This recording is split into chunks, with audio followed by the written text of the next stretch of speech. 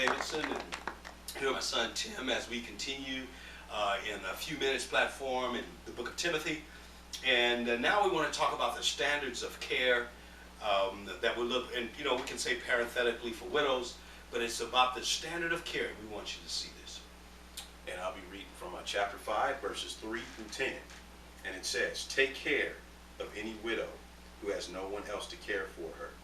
But if she has children or grandchildren, their first responsibility is to show godliness at home and repay their parents by taking care of them. This is something that pleases God. Now a true widow, a woman who is truly alone in this world, has placed her hope in God.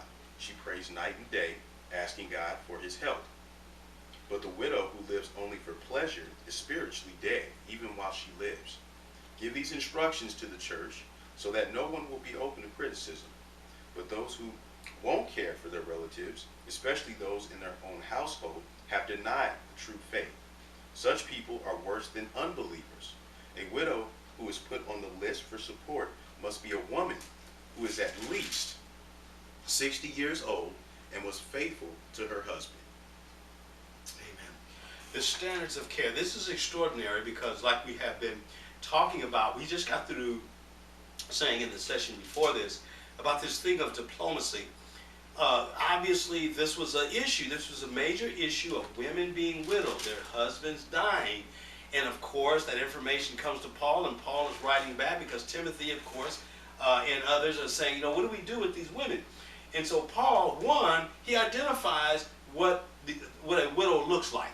He actually gives some characteristics of the widow so that anybody is not taking advantage of the church, and that's so interesting.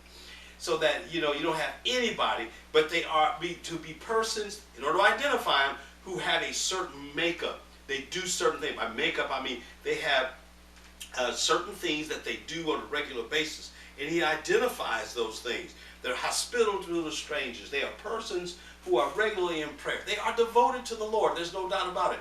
And these persons are to be taken care of by the community, by the church community. Because of course at that time everything was communal, and that's what he is expressing to them. Okay, younger widows, those women who are young enough that they can actually, they still are in a position that they can, find loved ones, find husbands. They are clearly to do that. But these words that Paul now says has implication on marriage, on relationships, and everything else. When I'm looking at marriage, doing all of the study that we've done over the years in marriage, and particularly the topic of divorce, you have to bring in everything that has been said. And when Paul says that the person who does not take care of his family member has denied the faith and is less than an infidel, it's one of those times, times that the church is to look at the activities or the actions of a person who has claimed to be a believer. And if they have abandoned their family, that person is to be excommunicated and to be considered less than an unbeliever. In that situation, if that were to occur, and that person was married, that would be the exact same thing, the exact same provision as an unbeliever who leaves his wife. 1 Corinthians chapter 7, I believe. Look that up for us. But so when we look at that, that is a provision